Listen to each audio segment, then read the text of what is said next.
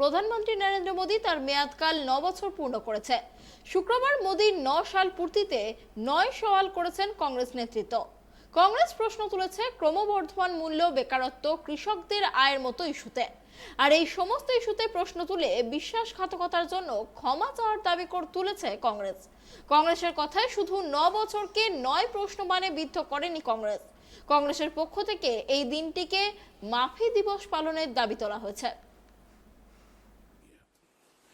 कल 27 तारीख को कांग्रेस पार्टी ने 35 शहरों में इस 9 साल 9 सवाल लेकर प्रेस कॉन्फ्रेंस आयोजन किया है। कल और परसों 27 और 28 दोनों दिन होंगे, पर ज्यादातर प्रेस कॉन्फ्रेंसेस कल ही होंगे। 27 तारीख को हमारे कई सांसद और हमारे कई सीनियर लीडर, कई नेता पदाधिकारी सब लोग जाएंगे और इसका विमोचन भी होगा इन शहरों में। 9 साल 9 सवाल का जो डॉक्यूमेंट है, जो दस्तावेज है, जो रिपोर्ट है, ये एक रिपोर्ट कार्ड है।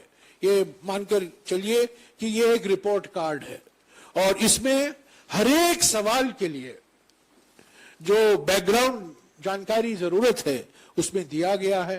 क्यों ये सवाल पूछा गया है, किस संदर्भ में ये सवाल पूछा गया है और देश को क्या भुगतना पड़ रहा है क्योंकि प्रधानमंत्री इन सवालों पर चुप है।